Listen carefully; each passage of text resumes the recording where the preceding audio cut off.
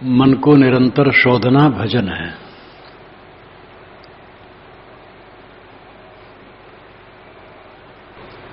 शोधने का अर्थ है गलत चीजों को हटा देना। चावल का शोधना है चावल में से कंकड़ कचड़े जीव जंतु हटा देना। तेल शोधा जाता है, शोध करके वस्तु शुद्ध होती है। आत्मशोधन मन का शोधन है। आत्मा तो स्वभाव से ही निर्मल है। जो दृष्टा है शुद्ध चेतन, उसमें कोई विकार नहीं। मन में विकार होता है। मन को शोधना ही आत्मशोधन है। सब समय मन को शोधने वाला भटकता नहीं। अच्छे अच्छे लोग मिलने आते हैं, यही कहते महाराज सब ठीक है, मन नहीं इस पकड़ में आता है। शुभाचारी है, संपन्न है, लौकिक किसी चीज की फिक्र नहीं है, सब कुछ है, लेकिन मन बस में नहीं होता। मन बस में क्यों नहीं होता? उसका काम किया नहीं गया है। दुनिया की उपलब्धियों के पुलकाव में जीवन बीत जाता है और पचकाव में, क्योंकि उपलब्धियां खारिज होती हैं। जे घर जता बधावना ते घर तेता शौक। ज्यादा उपलब्धियां होगी तो उसमें खियानत होगी, बिगड़ेगी वो चीज, तकलीफ होगी।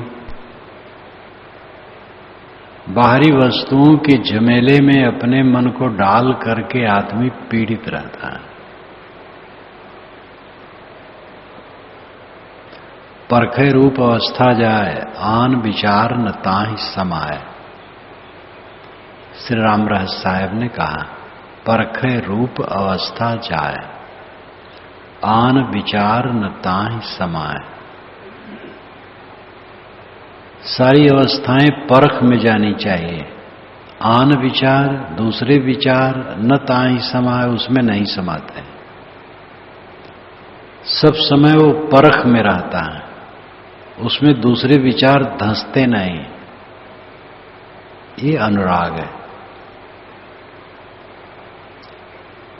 एक बार करपात्री जी ने भाषण करते हुए अयोध्या में कहा था कि मीरा जैसी साधिका हर समय तन्मय रहती थी। हम लोगों का तो साधना क्या है, जमाल गोटा का काढ़ा पीना। ऐसे ही उनके वचन थे। जमाल गोटा का काढ़ा बहुत कड़वा होता है, नीम ओम तो बहुत साधारण है। जब उसको कोई पीता है तो दृढ़ धीरज धर करके आंख मूंद करके पी जाता है।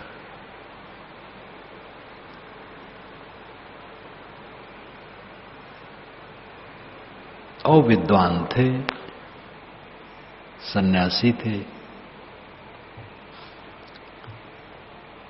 लेकिन असलियत उन्होंने कही,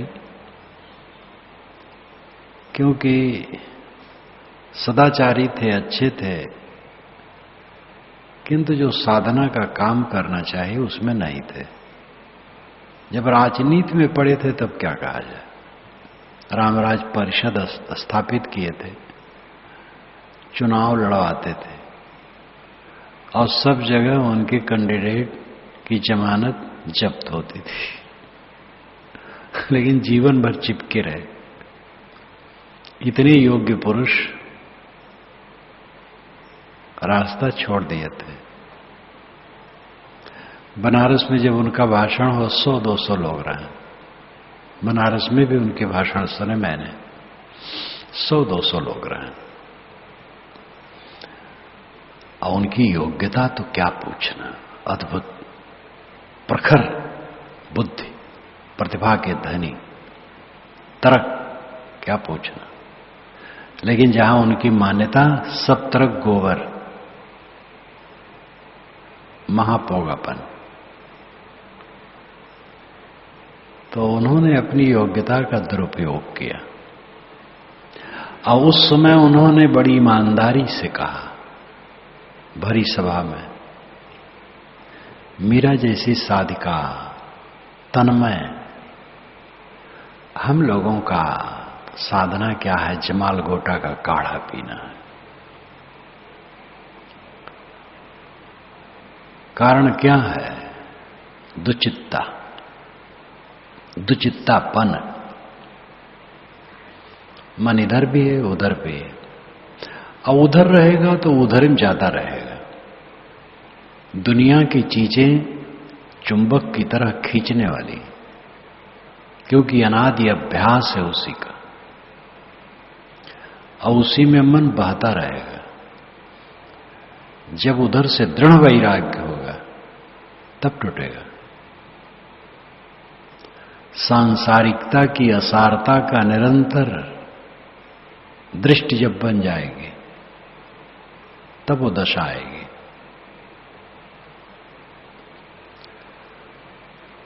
साधना में अनुराग, किसी विषय में अनुराग लाभ निश्चय पर होता है। जिसको लाभ निश्चय पक्का नहीं उसको अनुराग नहीं होता है।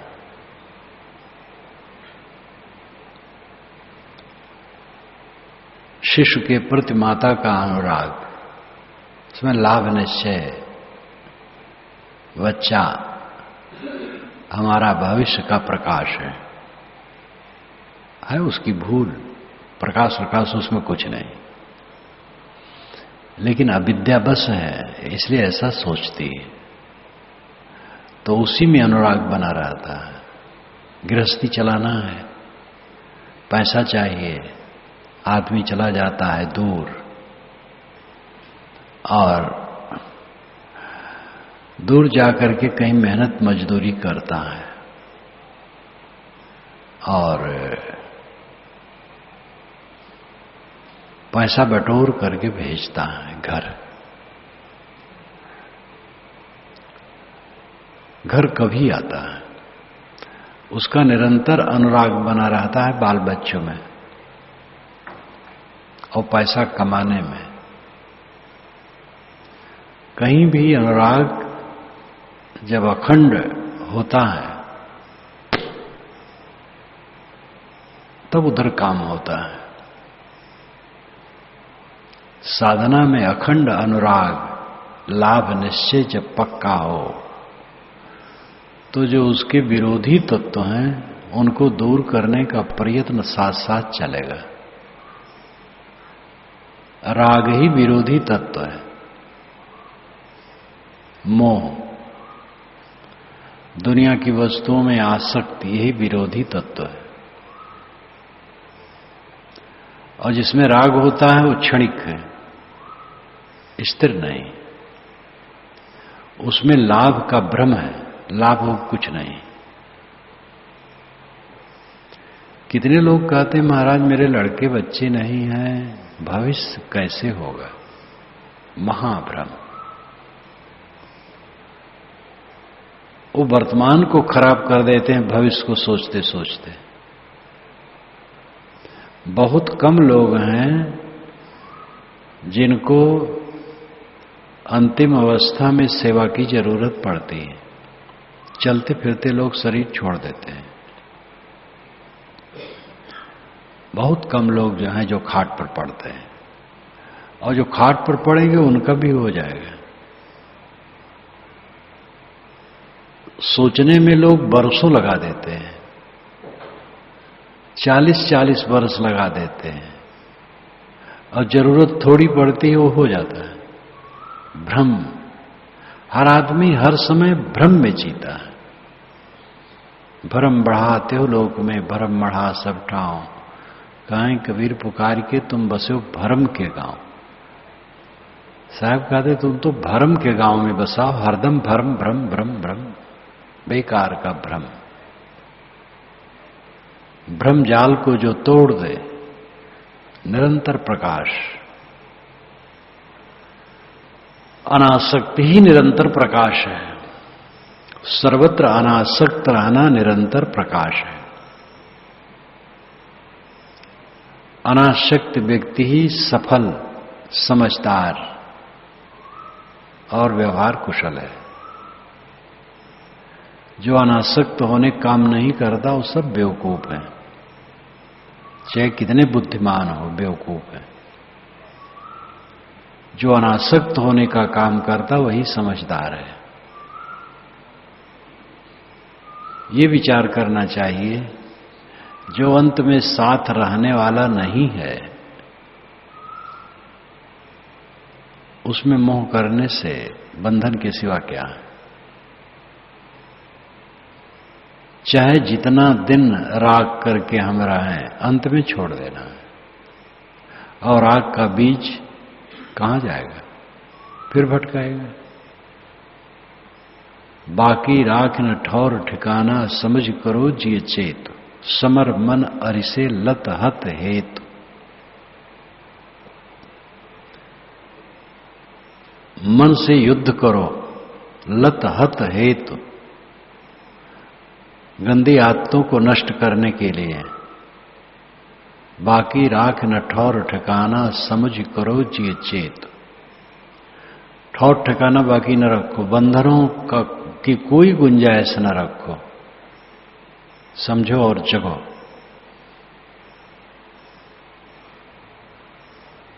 संवेदना पूर्वक जो अपनी साधना में लगेगा बहुत जल्दी जल्दी सफलता होगी। ठंडा ठंडा रहेगा, समय बीतता चला जाएगा। तीव्र संवेगानाम आसन्न, तीव्र संवेग जब साधना में होती है तो लक्ष्य आसन्न हो जाता है। आसन्न नाम निकट, ये योग दर्शन का सूत्र है। दौड़ करके कोई चलेगा तो जल्दी पहुंच जाएगा। तीव्र संवेग जिसकी साधना में है उसका लक्ष्य निकट है।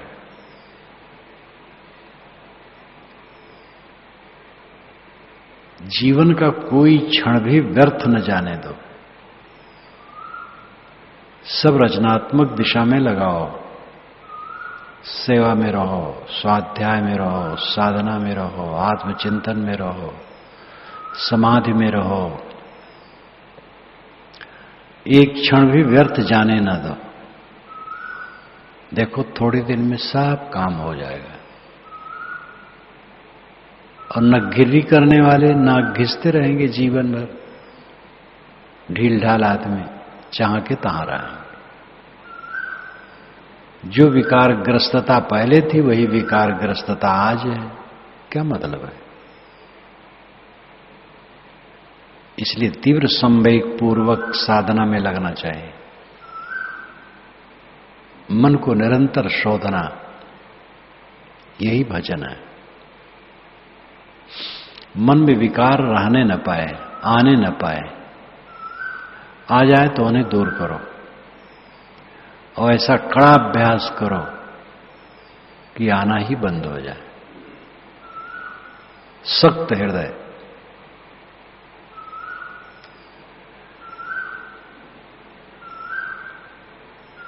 जब हृदय विषयों की तरफ से सख्त रहेगा, कठोर, हृदय कठोर विषय नहीं लसता। श्री विशाल साहब के सारे वचन साधनात्मक हैं। हृदय इतना वैराग्य में कठोर कर रहा कि विषय वासना उसमें लसे ना। जो मनोविकार साधक को ज्यादा परेशान करते हो, उस पर घोर ग्लानि करे। क्यों?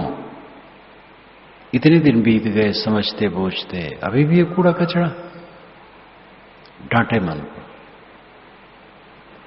और दृढ़ संकल्प वाला हो, कोई कुछ कूड़े कचड़े की संभावना न रहने दे। इस प्रकार साधक जो निरंतर साधना करेगा, थोड़े दिन में उसका चित्त चमक जाएगा, ज्ञान में आलोकित हो जाएगा, निर्विकार हो जाएगा। निर्विकार मन सिद्धि अवस्था है। धर्म के क्षेत्र में अज्ञानवश, प्रलोभनवश सिद्धि का अर्थ लोग लगा लिए हैं उड़ना।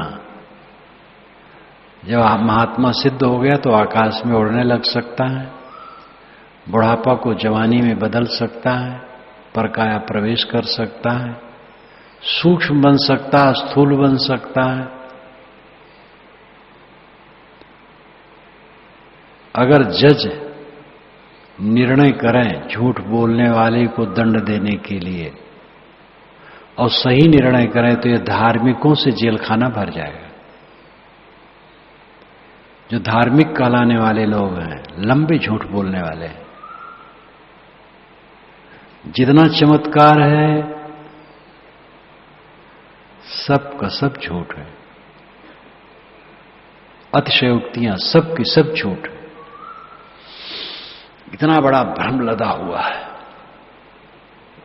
और इसको धर्म माने बैठे हैं। ऐसी स्थिति में कोई क्या विकास करेगा? दुनिया का कूड़ा कचरा उसके पास इकट्ठा हो जाएगा,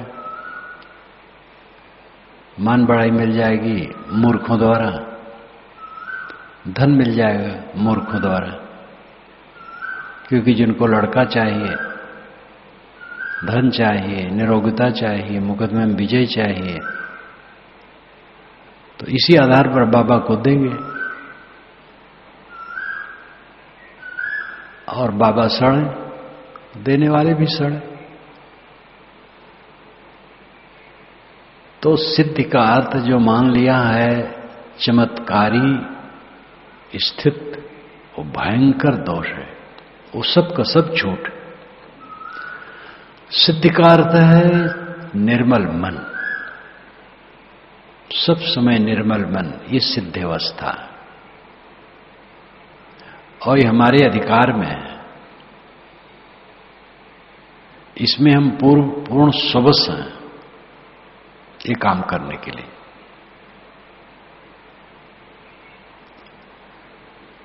साधक को आशा विश्वास के साथ, उमंग उत्साह के साथ, दृढ़ संकल्प वाला होकर के साधना में लगे, ऐसा उसको चाहिए। ढील ढाल होके नहीं। ये भ्रम न करे कि मन निर्मल नहीं होता है। मन पूरा निर्मल होता है। साधना में लगने पर स्वयं साधक अपना हिसाब कर सकता है कि मन जितना पहले बहता था उतना अब नहीं बहता है, घट गया।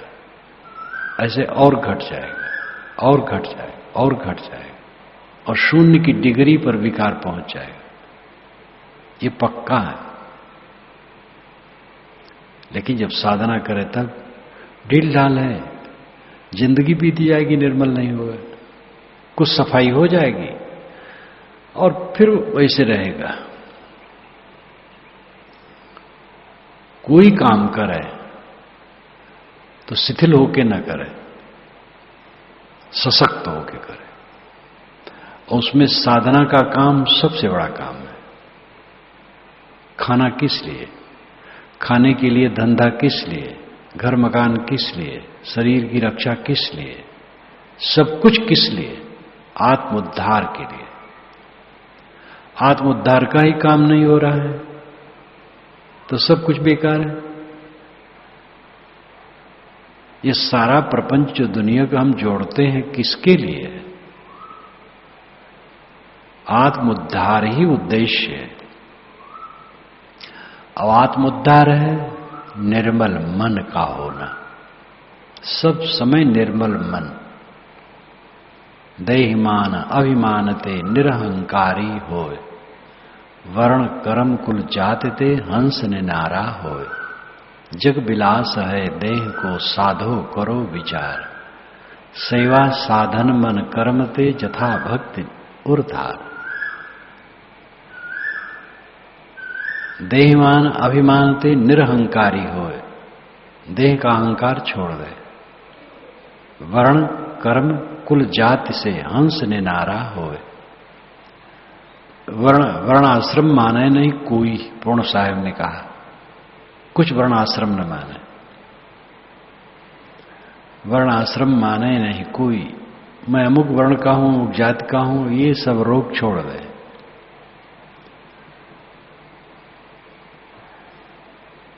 देहमान अभिमानते निरहंकारी होए, वर्ण कर्म कुल जाते हंस निनारा होए। जग विलास है देह को साधु करो विचार, ऐ साधु विचार करो। देह का विलास जग विलास है, इसलिए सेवा साधन मन कर्म ते यथा भक्ति उर्धार। अब उसको जग विलास में न लगाओ, सेवा में लगाओ, साधन में लगाओ और भक्ति में लगाओ। बीजक के अंत में जो 9 साखियां हैं, बीजक का सार निचोड़ करके रख दिया गया है। शरीर को सेवा में लगाओ, ये जगत विलास न करो, इससे सेवा करो। सेवा साधन और साधना में लगाओ। सेवा साधन मन कर्म ते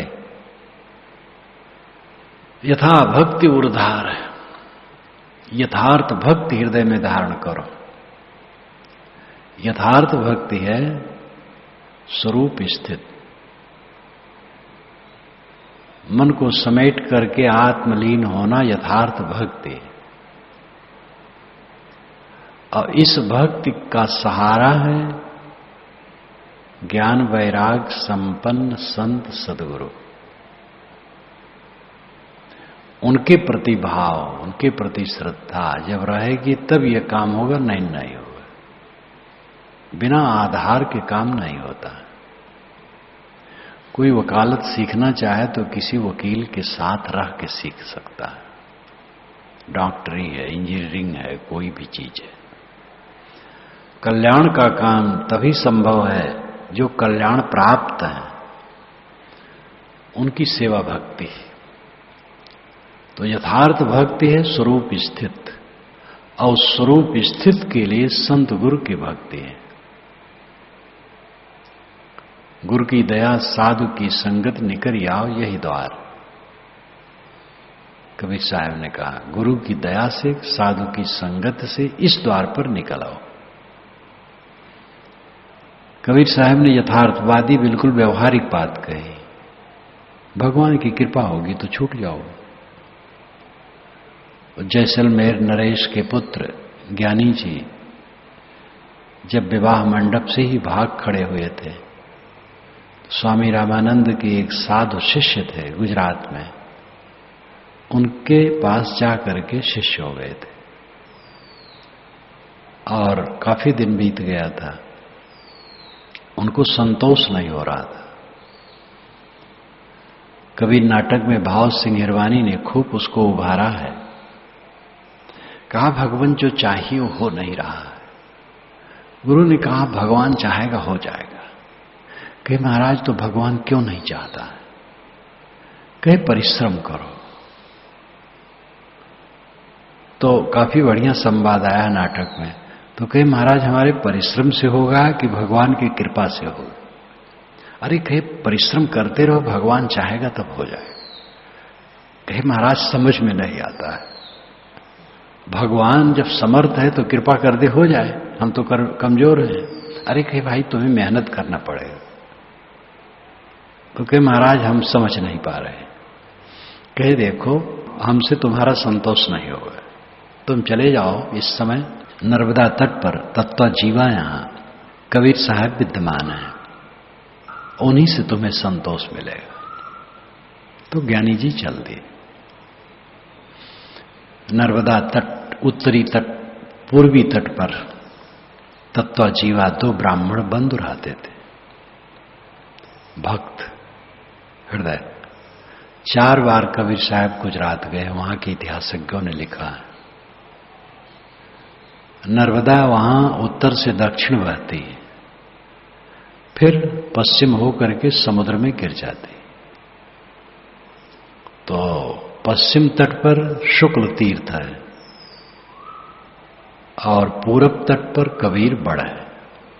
कबीर साहब बैठे थे बरगद के नीचे, ज्ञानी जी गए, सत्संग हुआ, समझ हुई, शिष्यता स्वीकार ले। तो ज्ञानी का ग्रंथ, ज्ञानी ग्रंथावली है, उनका काव्य है, यहां पर विद्यमान है। तो उसमें उन्होंने लिखा बटक वृक्ष के बीज में अटक भया मन थीर, जन ज्ञानी का संसा मिटा, सदगुरु मिले कबीर। बटक वृक्ष के बीच में अटक भया मन थीर, बटक वृक्ष के बीच में जब आया और कबीर साहब को देखा और बात हुई तो मेरा मन वहीं अटक गया और मन स्थिर हो गया। जन ज्ञानी का संसा मिटा, ये ज्ञानी जो भक्त जन मैं हूं, अपने लिए वो कहते हैं जन ज्ञानी, ज्ञानी उनका नाम था। जन ज्ञानी का संसा मिटा, संसा संशय, इस ज्ञानी का संशय मिट गया, सदगुरु मिले कबीर। कबीर साहब सदगुरु के रूप में मिल गए। दुगदुगी रहने से गुरु लोग भी निर्णय नहीं कह पाते, इधर भी कहते हैं उधर भी कहते हैं। जब गुजरात के एक प्रवक्ता मुझे बुलाए, महिला हैं, अंधी हैं, देश विदेश जाती हैं, मैंने कहा साधन हो रहा है, साधना हो रही है। कि हाँ, ये प्रभु जो चाहे। हम कहे प्रभु की बड़ी गलती है जो चाहता नहीं। कहे प्रभु क्या करे, वो तो अपनी गलती है। तो हम कहे तो अपना साधना में लगना चाहिए। कहे हाँ, जब वो कृपा करे। हम कहे फिर वही बात है, वो कृपा नहीं करता है। कहे खैर वो तो उसकी कृपा तो है ही है, अपनी गलती है। हम कहे तो लगना चाहिए। तब कहे हाँ, जब प्रभु चाहेगा फिर वही कहे। हम कहे आप कितना घुमाती हो उसी को। कहे क्या कहूं, कुछ निर्णय नहीं होता। और सबको उपदेश करती देश विदेश में, निर्णय नहीं। निर्णय, कबीर का ज्ञान निर्णय है। कलकत्ता में एक भक्त आए मिलने, वे कबीरपंथी नहीं थे, अच्छे समझदार थे। एक बहुत बड़े सन्यासी का भाषण सुनते थे जिसमें लाखों की भीड़ होती थी। हजारों की तो होती ही थी, लाखों बढ़ा देते हैं, लेकिन 20,000 50,000 लोग इकट्ठे होते। तो कहे महाराज भाषण तो होता है और अच्छे संत है, लेकिन निर्णय नहीं है। निर्णय तो आपके यहां मिलता है, इधर भी कह देते हैं उधर भी कह देते हैं। तो सुनने वाले को कुछ निर्णय नहीं हो पाता कि करें क्या। भीड़ बहुत इकट्ठी होती है, गीता रामायण का नाम ले लिया जाता है, बड़े लोगों का नाम ले लिया जाता है, भीड़ इकट्ठी हो जाती है और निर्णय नहीं है वहां। आपके यहां निर्णय है। आधा मोक्ष तो निर्णय है और आधा मोक्ष साधना से होता है।